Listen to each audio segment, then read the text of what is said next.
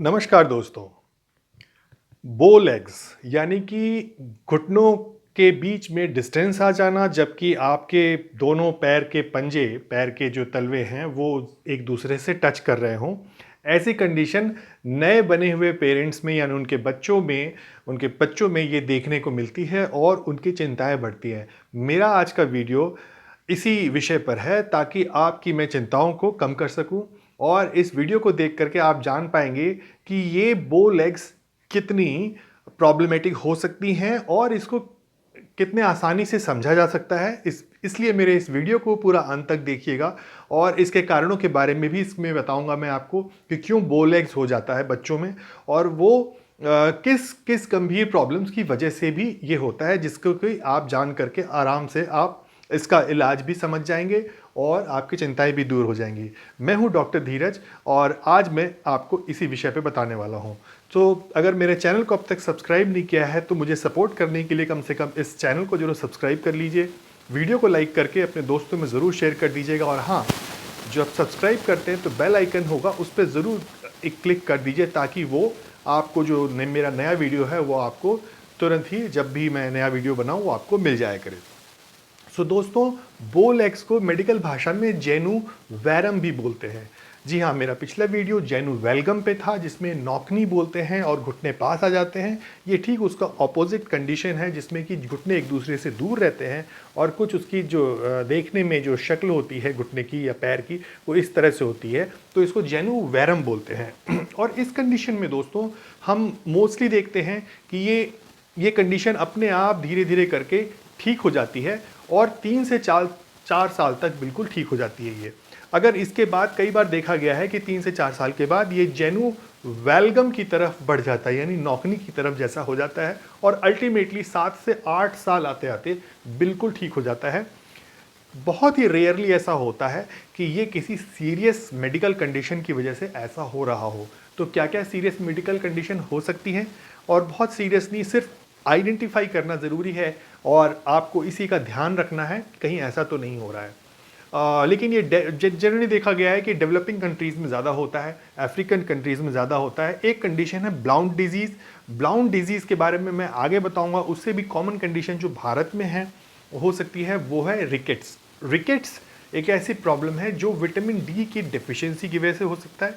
कई बार ये जेनेटिकली भी लोगों में देखा गया कि हो रहा हो, वंशानुगत तरीके से आ जाता है, और ये विटामिन डी की डेफिशिएंसी बाहर से पूर्ति की जा सकती है।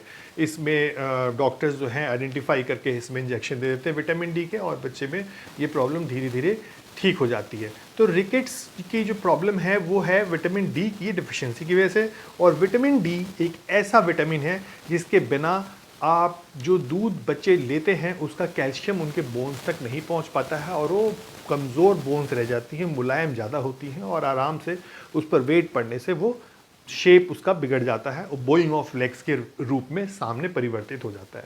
ये हुई रिकेट्स की बात। और इसके बाद जो दोस्तों कंडीशन है जिसके बारे में मैंने बताया था, ब्लाउंट डिजीज़। ब्लाउंट डिजीज़ एक ग्रोथ डिसऑर्डर है, और ग्रोथ डिसऑर्डर है किसका? बोन्स का, खासकर लोअर लिम्स का, यानी कि पैरों के बोन्स का ये ग्रोथ डिसऑर्डर है, लोअर लेग का। तो मोस्टली मतलब 3 से पहले जनरली देखा गया है कि ये टिबिया यानी कि घुटने से नीचे की प्रॉब्लम जो बोन है उसमें प्रॉब्लम होती है, वहाँ पर ग्रोथ डिसऑर्डर होता है। प्री टीन में आने पर ये ऊपर यानी थाई और नीचे जो है लोअर लेग, दोनों में ये जो है वीकनिंग होगी, ग्रोथ डिसऑर्डर होगा। तो ग्रोथ डिसऑर्डर है ये ब्लाउंट डिजीज़। और जनरली देखा गया है कि बॉडी जो ओवरवेट बच्चे होते हैं उनमें ये बॉडी के ओवर प्रेशर से ग्रोथ प्लेट पर बहुत ज़्यादा प्रेशर पड़ता है, और वो फर्दर ग्रोथ वहाँ पर थोड़ी सी डिले हो जाती है, जिसकी वजह से बोइंग होती है। इसको भी आइडेंटिफाई अगर हम कर लें, जनरली 2 साल की उम्र आते आते दिख जाता है, लेकिन डायग्नोसिस डॉक्टर नहीं कर सकते 2 साल में, क्योंकि एक्सरे में कुछ खास ऐसा दिखता नहीं है जिससे ये आइडेंटिफाई किया जाए कि ब्लाउन डिजीज़ है। लेकिन उसके बाद की उम्र में आप इसको चेक करा सकते हैं, और इसको रिकेट्स और ब्लाउन डिजीज़ में आप डिफरेंस देख सकते हैं। जो कपिंग होती है, अगर एक्सरे कराएं तो कपिंग, फ्रेइंग एंड स्प्लिंग करके एक कंडीशंस होती है, एक्सरे में दिखती है, उसको हम लोग ये टर्म्स देते हैं। वो चीज़ें नहीं दिखती हैं, हम ये समझ जाते हैं कि ब्लाउन डिजीज़ ये मोस्ट लाइकली है। ब्लाउन डिजीज़ में भी जैसे मैंने जेनु वेलकम में बताया था कैसे ठीक कर सकते हैं उसको। स्टेपल करते हैं, डे केयर प्रोसीजर होता है। और हेमी एपीफिजियोडेसिस यानी आधी नी, हाफ ऑफ नी में एक छोटी सी स्टेबल डे केयर प्रोसीजर में सर्जिकली इंसर्ट किया जाता है, जिससे कि बोन एक तरफ उसमें ग्रोथ नहीं होती है जहाँ पर रिक्वायर्ड नहीं है, और दूसरे में अलाउ करते हैं हम कि ग्रोथ होता रहे ताकि बोन स्ट्रेट हो जाए। और वो डे केयर प्रोसीजर होता है, तुरंत बच्चा चल सकता है after that surgery, immediately after surgery चल सकता है और ये ठीक हो जाता है। कई बार ऐसा होता है कि दोबारा से ठीक होने का फिर से बोइंग शुरू हो जाती है, उसमें दोबारा ये प्रोसेस जो है अटेम्प्ट किया जाता है, और फिर भी अगर ये नहीं होता है तब ऑस्टियोटॉमी की जाती है। एक प्रोसीजर है जिसमें बोन को कट किया जाता है और उसको फिर से वहाँ पे बोन ग्राफ्टिंग करके ऐसा किया जाता है कि बोन एक सीधी दिशा में ग्रोथ करे। इसके लिए बाहर से भी एक्सटर्नल फिक्सेटर प्लेट्स लगाए जाते हैं, बोन स्ट्रेट हो जाती है और हमेशा के लिए कंडीशन ठीक हो जाती है।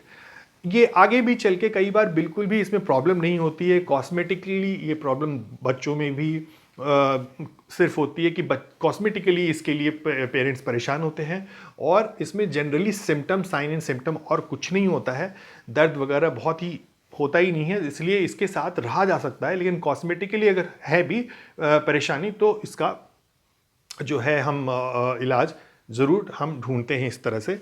और एक और ट्रीटमेंट ऑप्शन होता है जिसको हम लोग ऑर्थोसिस बोलते हैं, यानी एक्सटर्नल सपोर्ट। वो है knee and ankle foot orthosis. Splint होती है जिसको पहन के रखना होता है बच्चों को, जिससे कि बॉडी उनकी लेग स्ट्रेट हो जाए। ये सारे ऑप्शंस आपको डॉक्टर बताते हैं और ये ऑप्शन से बिल्कुल ही ठीक हो जाता है। मैं आशा करता हूँ ऐसी कोई कंडीशन होगी तो आप उसका इंतज़ार करेंगे और उस पर नज़र रखेंगे, अपने डॉक्टर से संपर्क में रखेंगे, जिससे कि आप इसको आराम से ठीक कर सकें। 7 से 8 साल तक में ये कोई भी कंडीशन हो, ये बिल्कुल ही ठीक हो जाती है, अपने आप ठीक हो जाती है, इसमें कुछ और नहीं करना होता है। लेकिन ऑब्जर्वेशन के लिए आपको इन सब कंडीशंस को एक बार रूल आउट कराना होता है, कहीं रिकेट्स तो नहीं है, कहीं ये ब्लाउन डिजीज़ तो नहीं है, और बहुत रेयरली इन्फेक्शन या इंजरी या ट्यूमर भी इसका कारण होता है। तो इतने सारे कारणों को समझने की, जानने की उतनी ज़्यादा आवश्यकता नहीं है, लेकिन आप जो बताए गए जो मेरी जानकारी है उससे आप इसमें लाभ उठा सकते हैं, अपनी चिंताओं को बिल्कुल कम कर सकते हैं और अपने आप ये कंडीशन ठीक हो जाती है। तो आशा करता हूँ ये जानकारी आपको अच्छी लगी होगी। अगर अच्छी लगी हो तो तुरंत मेरे वीडियो को लाइक कर दीजिए, चैनल को अब तक सब्सक्राइब नहीं किया है तो सब्सक्राइब कर दीजिए और बेल आइकन को दबा दीजिए ताकि आपको मेरा नया वीडियो तुरंत मिल जाए। मैं नी के ऊपर ही कुछ नए कंडीशन लेके आना चाहता हूँ और दोस्तों में ज़रूर शेयर कीजिए, कमेंट करके बताइए कि आपको ये मेरा वीडियो कैसा लगा। आप सबका दिन बहुत बहुत शुभ हो। नमस्कार।